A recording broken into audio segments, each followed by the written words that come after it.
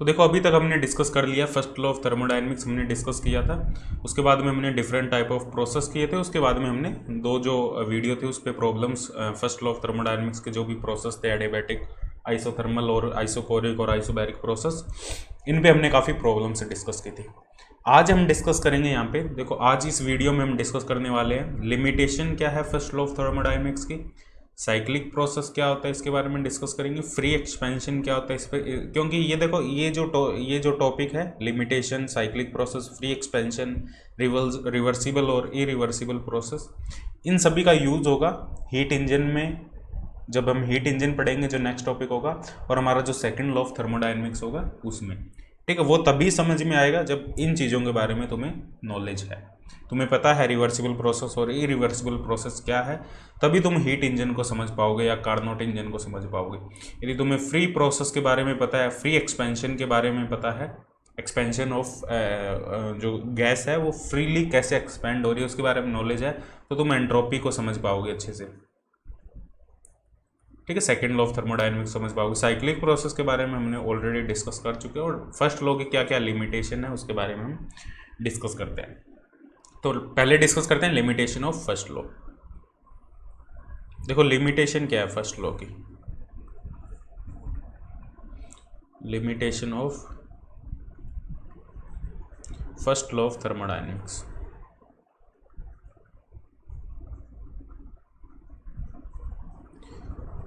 जब हम लिमिटेशन की बात करते हैं यहाँ पे, लिमिटेशन मतलब कुछ कमियाँ, फर्स्ट लॉ में क्या कमी है, क्या फर्स्ट लॉ एग्जैक्ट लॉ है, क्या जो रियल प्रोसेस है उन पर हम फर्स्ट लॉ अप्लाई कर सकते हैं, जो हमारे रियल प्रोसेस है जो नेचर में होते हैं, ठीक है, रियल प्रोसेस मतलब पानी का उबलना, गैस का गर्म होना, ये सब रियल प्रोसेस है, ठीक है। इन रियल प्रोसेस के लिए क्या हम फर्स्ट लॉ को अप्लाई कर सकते हैं, क्या फर्स्ट लॉ सूटेबल है, या हम सिर्फ फर्स्ट लॉ से एक आइडिया ले सकते हैं इस प्रोसेस के बारे में। सबसे पहली लिमिटेशन तो फर्स्ट लॉ की जो डेफिनेशन है वो ये है, delta Q equal to D U plus delta W, this is the first law of thermodynamics. अब इसकी जो पहली लिमिटेशन है यहाँ पे वो हमारे पास में ये है, यदि देखो हम मान लें यहाँ पे हीट ट्रांसफर, कोई भी हमारे पास थर्मोडायनेमिकल सिस्टम है, ये हमारे पास एक थर्मोडायनेमिकल सिस्टम है। थर्मोडायनेमिकल सिस्टम का मतलब we have a container, a gas is filled in this container, there is a piston, there are some properties of this piston, it is massless piston and it can move up and down without any friction to the wall, this is the thermodynamic system। ये हमारे पास thermodynamic system है। इस thermodynamic system में मान लो heat transfer zero है, heat transfer zero, there is no heat transfer to this thermodynamical system. तो according to first law of thermodynamics, first law क्या कहता है हमें, delta U equal to minus delta W. यदि हीट ट्रांसफर किसी भी system में जीरो है तो delta U equal to minus delta W, इसका मतलब है सिस्टम खुद वर्क करेगा, सिस्टम विल वर्क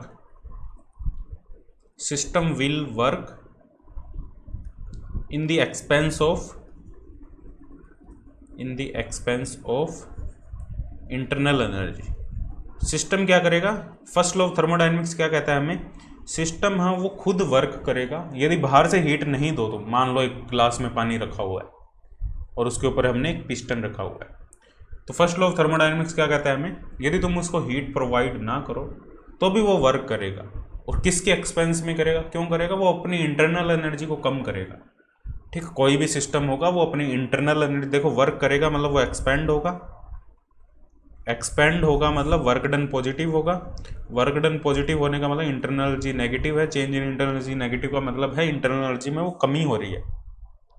क्या कर रही है, कोई भी बॉडी वर्क कर रही है, देखो हमारी जो बॉडी है वो वर्क कर रही है क्योंकि हमारे पास दिमाग है, हम दिमाग से सोच रहे हैं भाई हमें वर्क करना है, ठीक है। जो नॉन लिविंग थिंग है उनके पास दिमाग नहीं है, उन्हें खुद से नहीं पता भाई हमें वर्क करना है, ठीक है। तो फर्स्ट लॉ ऑफ थर्मोडायनेमिक्स क्या कहता है, कोई भी सिस्टम है वो वर्क करेगा वेदर यू प्रोवाइड हीट और नॉट, उसको हीट दो चाहे ना दो वो वर्क करेगा। यदि हीट दोगे तो हीट की वजह से वर्क करेगा, यदि हीट नहीं दोगे तो वो अपनी इंटरनल एनर्जी को यूज़ करके वर्क करेगा, मतलब अपने आप यूज़ करेगा इंटरनल एनर्जी को। जैसे एक सिंपल सा एग्जाम्पल यहाँ पे मैं ये तुम्हें बता सकता हूँ, जैसे मान लो ये टेबल है, ये एक हमारे पास टेबल है, ठीक है, टेबल तो देखा ही होगा सबने, ये टेबल, इसके ऊपर एक बुक रखी हुई है हमने इस टाइप से, मान लो ये गर्ग बंसल घोष है, गर्ग बंसल घोष, जो थर्मोडायनेमिक्स की बुक है वो इस टेबल पे रखी हुई है और हम बंद करके हमने यहाँ पे रखी हुई है। अब क्या होगा, फर्स्ट लॉ ऑफ थर्मोडायनेमिक्स का हम यहाँ पे यूज़ करें तो फर्स्ट लॉ ऑफ थर्मोडायनेमिक्स क्या कहता है, ये जो बुक है ये बुक इस टेबल से एनर्जी लेगी। टेबल से एनर्जी लेने का मतलब टेबल की इंटरनल एनर्जी डिक्रीज होगी, टेबल ठंडा होगा, टेबल कूल होगा और बुक है वो हवा में चली जाएगी अपने आप। ठीक है, बुक हवा में चली जाएगी क्योंकि वो एनर्जी टेबल से ले रही है। टेबल से एनर्जी ली उसने, टेबल से एनर्जी लेने के बाद में उसने अपनी एनर्जी बढ़ाई, उसने वर्क किया। वर्क कहाँ होगा, उसकी वो जो वर्क करेंगे वो उसकी पोटेंशियल एनर्जी में जाएगा, mgh। ये बता रहा है हमें फर्स्ट लॉ ऑफ थर्मोडायनेमिक्स। तो फर्स्ट लॉ ऑफ थर्मोडायनेमिक्स से हम मेनली कंक्लूड ये कर सकते हैं कि फर्स्ट लॉ ऑफ थर्मोडायनेमिक्स हमें प्रोसेस की डायरेक्शन नहीं बता सकता। ठीक है, first law of thermodynamics direction को नहीं बता सकता, किसी भी प्रोसेस की डायरेक्शन को नहीं बता सकता, किस डायरेक्शन में वो प्रोसेस हो रहा है। बस वो ये बताएगा हाँ भाई तुम हीट नहीं प्रोवाइड करोगे, तुम बाहर से फोर्स नहीं लगाओगे तो भी सिस्टम है वो वर्क कर सकता है in the expense of internal energy. ठीक है, तो ये पहली लिमिटेशन है फर्स्ट लॉ ऑफ थर्मोडायनेमिक्स की। ठीक है, मतलब इसको एक एग्जांपल ये भी ले सकते हो, मान लो हमारे पास दो सिस्टम है, जैसे इसका एक एग्जांपल ये भी हो सकता है, मान लो ये दो सिस्टम और दोनों आपस में कांटेक्ट में हैं। इसका टेम्परेचर है 25 डिग्री, इसका टेम्परेचर है 25 डिग्री। तो देखने में तो ये लगेगा दोनों स्टेबल पोजीशन में होंगे, कोई भी हीट ट्रांसफर नहीं होगी एक पॉइंट से दूसरे पॉइंट तक। लेकिन फर्स्ट लॉ ऑफ थर्मोडायनेमिक्स क्या कहता है, फर्स्ट लॉ ऑफ थर्मोडायनेमिक्स कहता है ये 24 डिग्री हो जाएगा, ये 26 डिग्री हो जाएगा,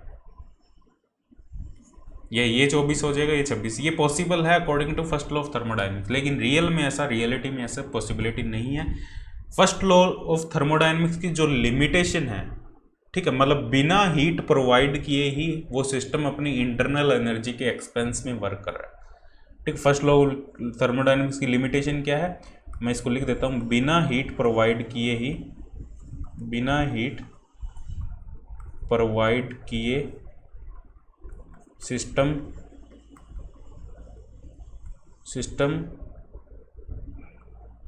वर्क करेगा इन expense of internal energy.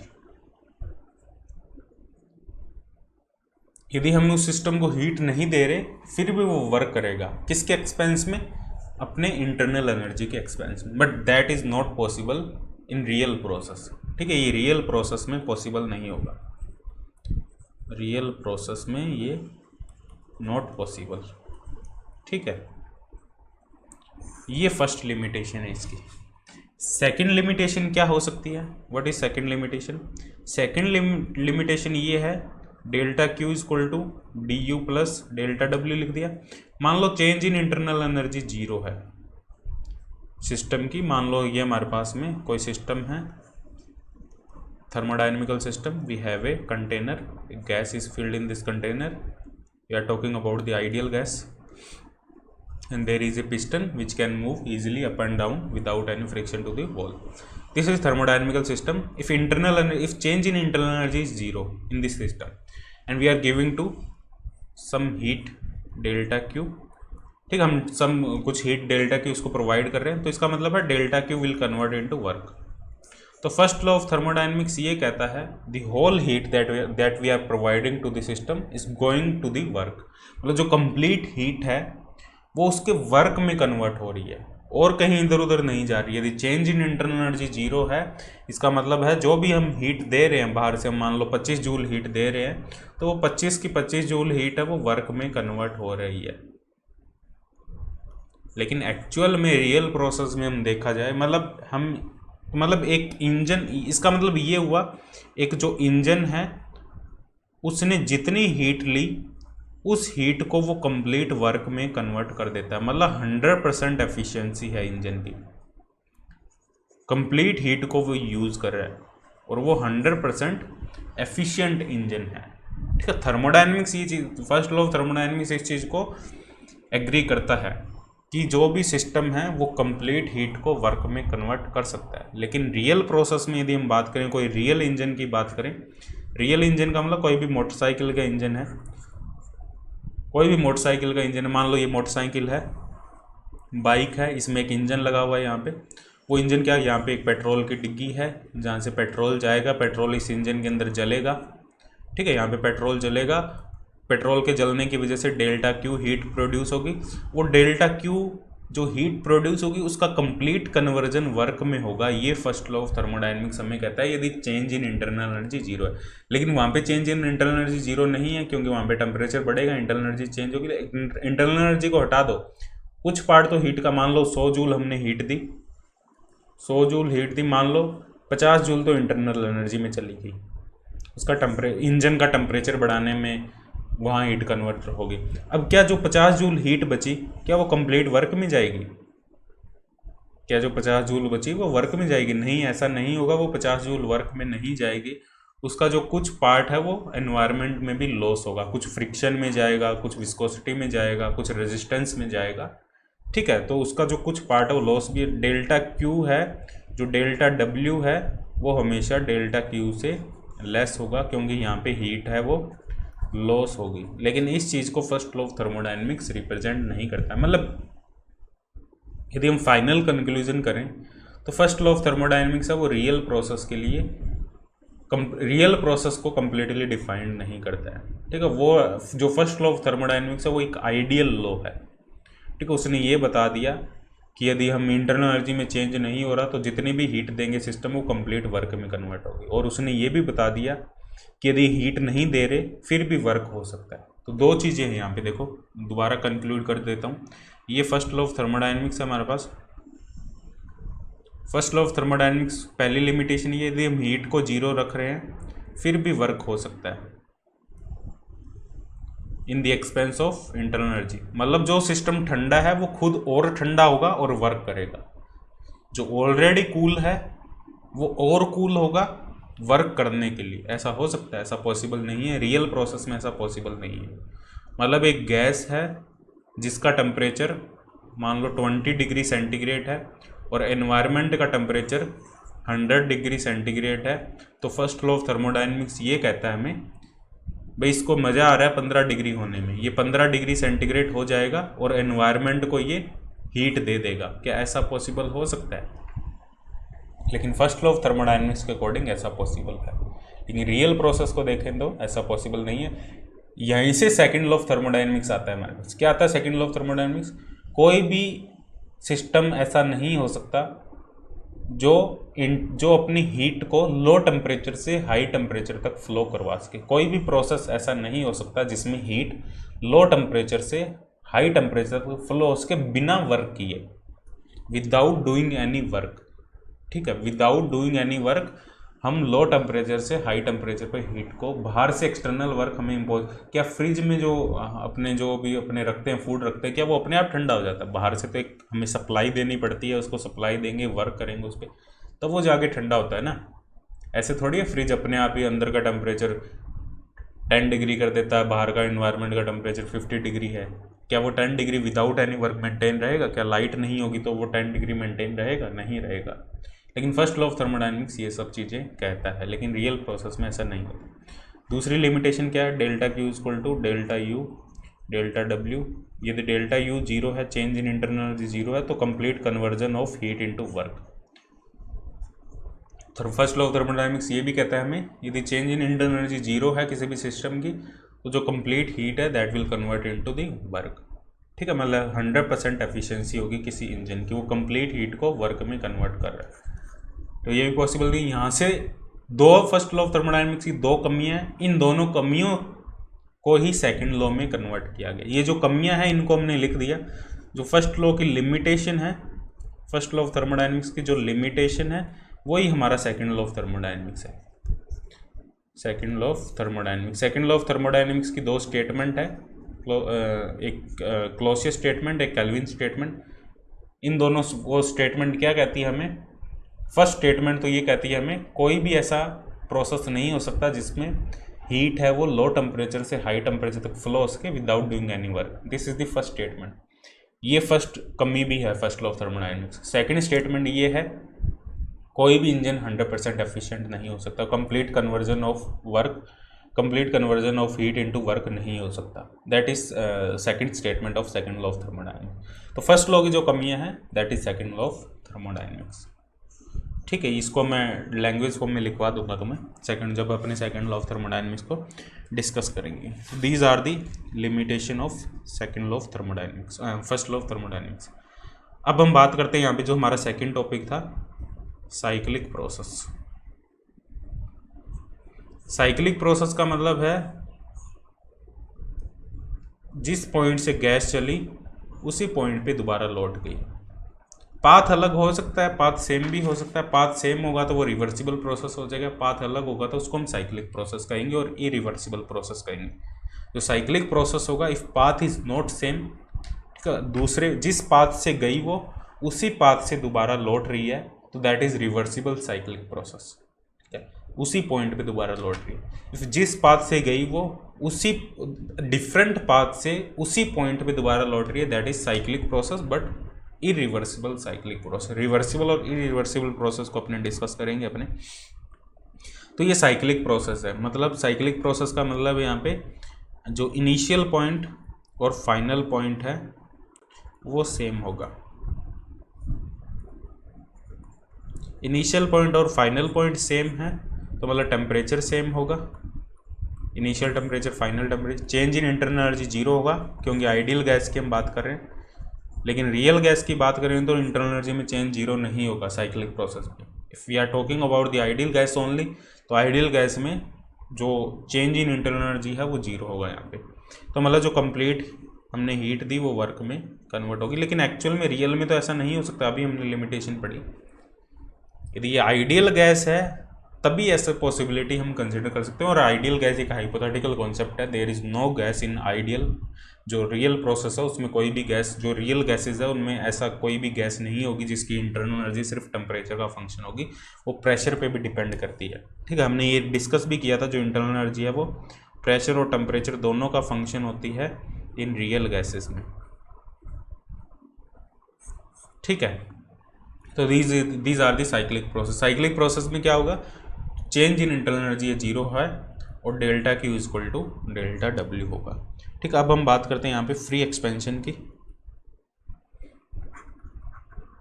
Free expansion, what is free expansion, और ये समझ लेना, इस पे क्वेश्चन बन जाते हैं फ्री एक्सपेंशन पे। एंट्रोपी जब टॉपिक पढ़ेंगे अपने, इसके क्वेश्चन करेंगे, बहुत अच्छे क्वेश्चन करेंगे एंट्रोपी में। देखो फ्री एक्सपेंशन का यहाँ पे मतलब है, मान लो हमारे पास वैक्यूम है, ये एक वैक्यूम है और इसकी जो वॉल है वो एडियाबैटिक वॉल है, मतलब हीट ट्रांसफर जीरो है, बाहर से कोई भी हीट ट्रांसफर नहीं है। इसके दो पार्ट कर दिए हमने, इसमें हमने आइडियल गैस डाल दी। गैस डालने के बाद वो वैक्यूम नहीं रहेगा ऑब्वियसली, पर हम कह रहे हैं वैक्यूम लिया हमने, उसमें आइडियल गैस डाल दी हमने, वहाँ प्रेशर कुछ भी नहीं है, प्रेशर यहाँ पे लगभग जीरो है।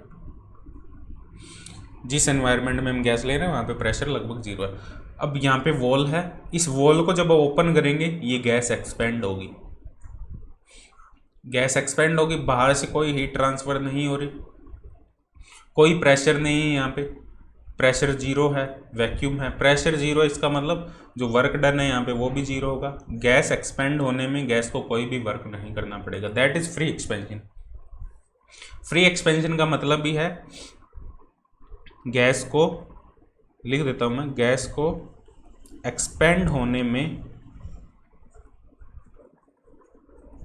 कोई भी वर्क नहीं करना पड़ेगा, दैट इज फ्री एक्सपेंशन। कोई भी वर्क नहीं करना पड़ेगा, इसे हम कहते हैं फ्री एक्सपेंशन। फ्री एक्सपेंशन का मतलब भी है गैस एक्सपेंड तो हो रही है पर उसको कोई वर्क नहीं करना पड़ रहा है। डेल्टा डब्ल्यू जीरो है, डेल्टा क्यू ऑलरेडी जीरो है, तो डेल्टा क्यू भी जीरो है, डेल्टा डब्ल्यू भी जीरो है, और तो हमारे पास डेल्टा यू भी जीरो होगा। तो फ्री एक्सपेंशन में टेम्परेचर में भी कोई चेंज नहीं होगा, टेम्परेचर भी फिक्स रहेगा, दैट इज़ फ्री एक्सपेंशन। इस चीज़ को याद रखना, और ये भी हाइपोथेटिकल कॉन्सेप्ट ही है, कोई एक्चुअल में किसी गैस का फ्री एक्सपेंशन नहीं हो सकता। वहाँ पे वर्क, यदि गैस एक्सपेंड करेगी तो वर्क होगा ही होगा, प्रेशर जीरो नहीं रख सकते अपने वहाँ पे। यदि हम कहें भाई, जैसे देखो यार, मान लो आइडियल गैस को तुम स्पेस में ले जाओ और वहाँ पे आइडियल गैस को तुम रिलीज़ कर दो, ठीक है, स्पेस में जहाँ पे प्रेशर जीरो है वहाँ आइडियल गैस को तुम रिलीज़ कर दो, तो वहाँ और बाहर से कोई हीट, कोई भी सन वगैरह की हीट नहीं आ रही है, वहाँ पे हीट ट्रांसफर जीरो है, तो हम कह सकते हैं वहाँ पे जो एक्सपेंशन होगा दैट इज़ फ्री एक्सपेंशन। ठीक है, बहुत मुश्किल होगा ये प्रोसेस करना, लेकिन हाइपोथेटिकली तो हम कंसिडर कर सकते हैं इस टाइप का एक प्रोसेस है फ्री एक्सपेंशन। ठीक है, ये अर्थ है, जैसे ये स्पेसशिप है, इसमें आइडियल गैस है हमारे पास, ये स्पेस है, स्पेस में प्रेशर जीरो है, ठीक है, आइडियल गैस को हमने एक्सपेंड कर दिया और हीट ट्रांसफ़र जीरो, यहाँ पे कोई भी सन वगैरह की हीट नहीं आ रही है बाहर से, ठीक है, तो यहाँ पे जो एक्सपेंशन होगा गैस का, ये जो एक्सपेंशन होगा गैस का वो होगा हमारे पास फ्री एक्सपेंशन। ठीक है, इसको याद रखना, फ्री एक्सपेंशन का मतलब गैस को एक्सपेंड होने के लिए कोई वर्क नहीं करना पड़ रहा, दैट इज़ फ्री एक्सपेंशन, और इंटरनल एनर्जी चेंज वहाँ पे जीरो होगा।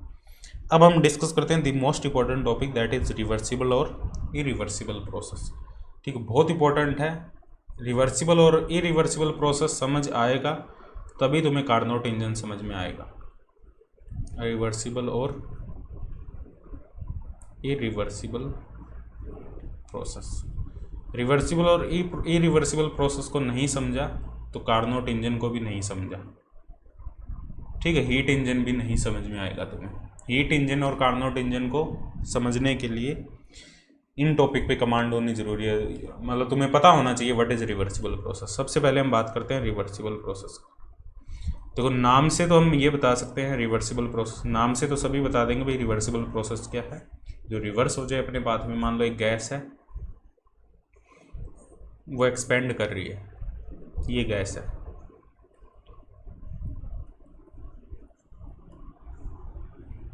ये इस पे पिस्टन लगा रखा है, ये इसकी गैस की इनिशियल पोजीशन है। पीवी कर्व से हम ड्रॉ कर सकते हैं गैस की, किसी भी गैस की इनिशियल पोजीशन को पीवी कर्व में हम रिप्रेजेंट कर सकते हैं। प्रेशर है P1, volume V1, temperature T1। मान लो गैस एक्सपेंड हो रही है, वहाँ पे वर्क हो रहा है, पिस्टन थोड़ा सा ऊपर जा रहा है, हम हीट प्रोवाइड करें, मान लो हीट प्रोवाइड कर रहे हैं, और कुछ केसेस ऐसे भी हो सकते हैं जहाँ पे हीट ट्रांसफर जीरो हो। गैस एक्सपेंड कर रही है तो A पॉइंट से B पॉइंट तक गैस पहुँच गई। ठीक है, A पॉइंट से B पॉइंट तक गैस है वो पहुँच गई। अब यदि B पॉइंट से A पॉइंट तक हमें आना है तो उन्हीं पॉइंट से आना है जिन पॉइंट से हम गए, उन्हीं जिस रास्ते से हम गए उसी रास्ते से यदि हम दोबारा आ रहे हैं तो इस प्रोसेस को हम कहेंगे रिवर्सिबल प्रोसेस। लेकिन ये एक्चुअल में पॉसिबल नहीं है। और ये प्रोसेस कब पॉसिबल हो सकता है? इस प्रोसेस को पॉसिबल होने के लिए कुछ कंडीशन चाहिए।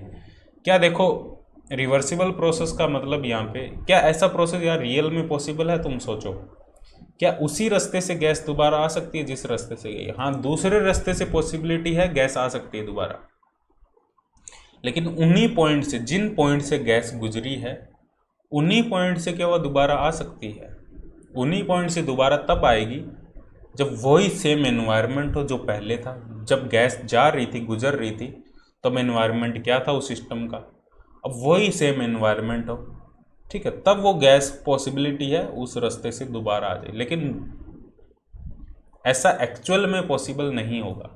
रियल प्रोसेस ऐसे नहीं होंगे। रिवर्सिबल, जो रियल प्रोसेस होते हैं वो कभी भी रिवर्सिबल प्रोसेस नहीं हो सकते, क्योंकि यहाँ पे जो सिस्टम है वो सराउंडिंग के साथ यदि हमेशा इक्विलिब्रियम पोजीशन में रहे, ऑलवेज इन इक्विलिब्रियम, समझने की कोशिश करना, इस पर अभी लॉन्ग डिस्कशन चलेगा। ऑलवेज बी इन इक्विलिब्रियम, यदि सिस्टम सराउंडिंग के साथ हमेशा इक्विलिब्रियम पोजीशन में रहे तो हम कह सकते हैं कि हम प्रोसेस को रिवर्स कर सकते हैं सेम पाथ से, जिस पाथ से वो A पॉइंट से B पॉइंट तक गई उसी पाथ से वो B पॉइंट से A पॉइंट तक आ जाएगी। ठीक है, लेकिन यदि हम रियल किसी प्रोसेस की बात करें, कोई रियल प्रोसेस, मान लो ये प्रोसेस है हमारे पास, जैसे ये मान लो एक ग्लास है, एक सिलेंड्रिकल ग्लास, इसमें पानी है, या कोई गैस है या पानी है। इसको हम मान लो गर्म कर रहे हैं, मान लो इसको हमने हीट दी डेल्टा क्यू, इसको हम गर्म कर रहे हैं। गर्म कर रहे हैं तो क्या होगा, ये मान लो गैस की या पानी की पोजीशन है पीपी और टेम्परेचर है T1, मान लो T1 है 25 डिग्री सेंटीग्रेड और कुछ प्रेशर है, कुछ वॉल्यूम है इसका। अब इसको हीट दे रहे हैं, हीट दे रहे हैं तो ये गर्म होगा। Obviously pressure volume temperature change होंगे, प्रेशर वॉल्यूम टेम्परेचर चेंज होंगे, इसका टेम्परेचर भी चेंज होगा। गैस है वो एक्सपेंड करेगी, पानी एक्सपेंड करेगा। अब पानी गर्म कैसे होगा, पहले नीचे वाला हिस्सा गर्म होगा, ऊपर वाला हिस्सा अभी ठंडा ही रहेगा, कूल रहेगा, ठीक है। फिर धीरे धीरे क्या होगा, बाई कन्वेक्शन जो गर्म पानी है उसकी डेंसिटी कम होगी, वो ऊपर चला जाएगा, ठंडा पानी नीचे आ जाएगा, फिर ठंडा दोबारा गर्म होगा। फिर ऐसे चलते चलते एक टाइम ऐसा आएगा जहाँ पे कंप्लीट सिस्टम का जो टेम्परेचर है वो 100 डिग्री सेंटीग्रेड हो जाएगा, फिर वो मेंटेन रहेगा, ठीक है। मान लो इतनी हीट दे रहे हैं ताकि वो 100 डिग्री पे मेंटेन हो जाए, ठीक है। ये प्रोसेस होगा।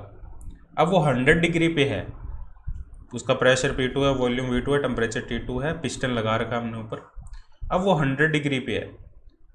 अब जब वो 100 डिग्री पे है, ये टेम्परेचर एक्सिस नहीं है, टेम्परेचर को यहाँ लिख देता हूँ, वो 100 डिग्री।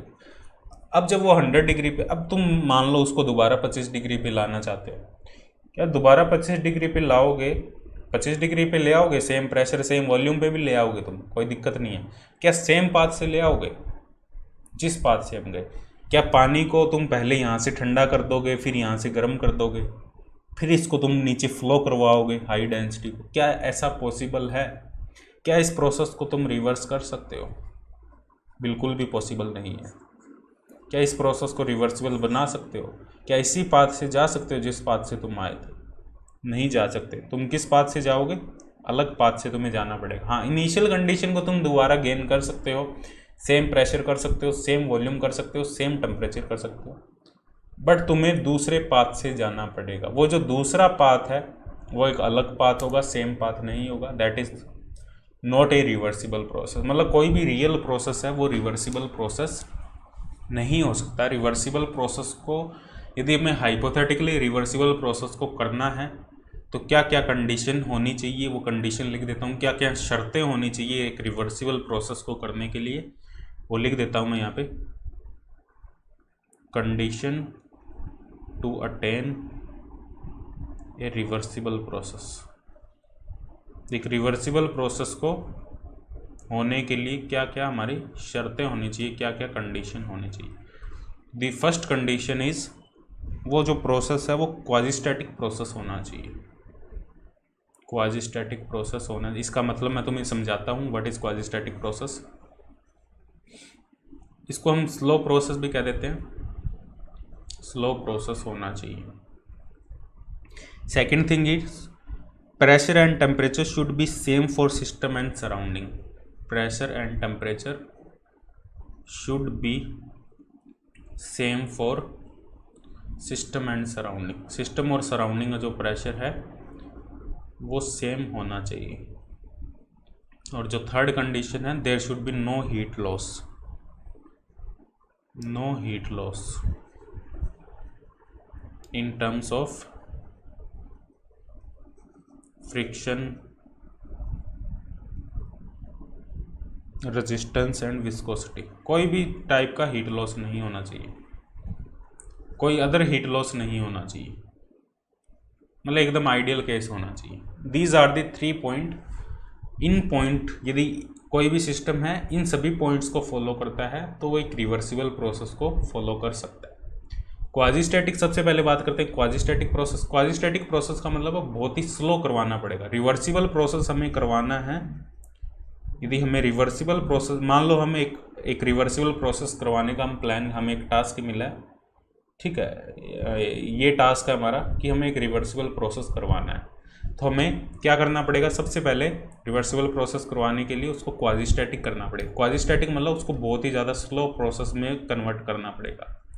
स्लो प्रोसेस का मतलब हमें उस प्रोसेस को, जो प्रोसेस 1 मिनट में हो सकता है उसको हम 15 से 20 साल तक करेंगे। 15 से 20 साल लेंगे हम उस एक प्रोसेस को करने में। वो होगा हमारा क्वाजीस्टैटिक प्रोसेस। अब ये क्वाजीस्टैटिक प्रोसेस कैसे हो सकता है?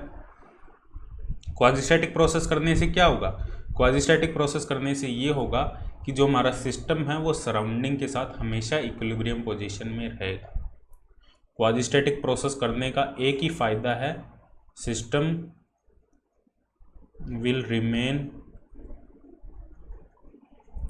In equilibrium with surrounding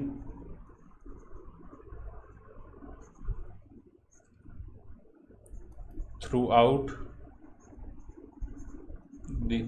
the whole journey।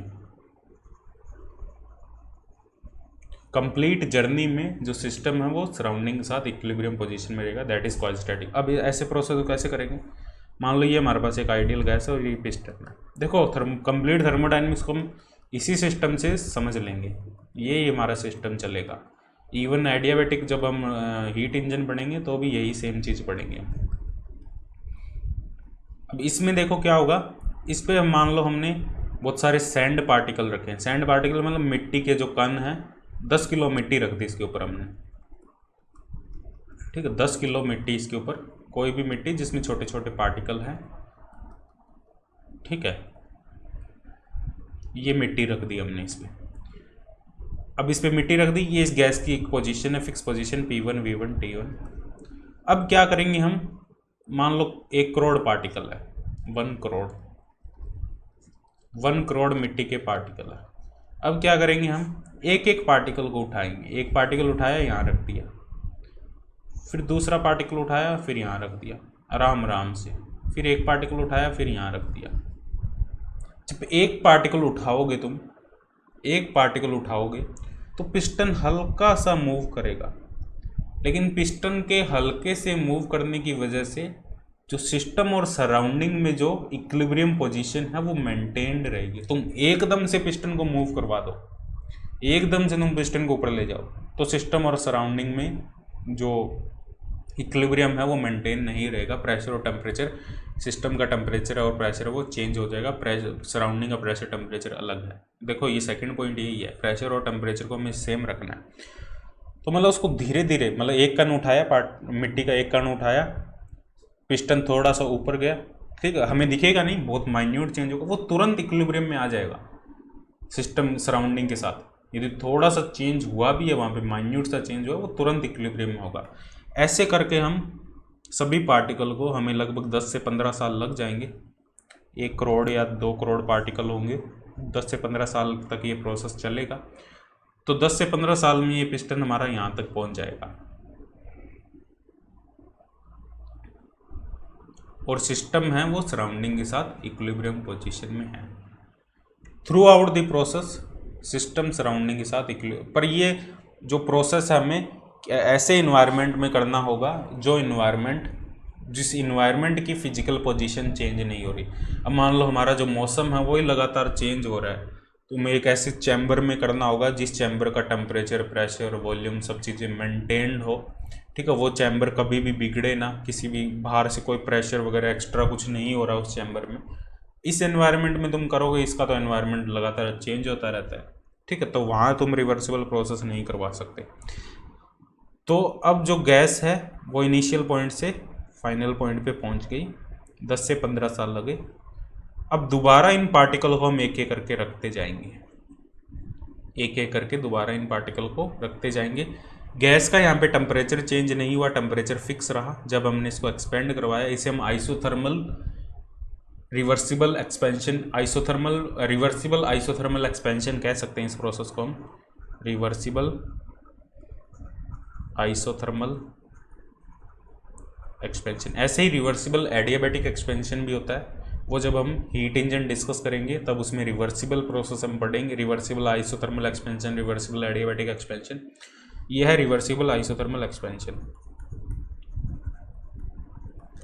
Reversible को एक, आइसोथर्मल को एक बार भूल जाओ, हम बात कर रहे हैं रिवर्सिबल की।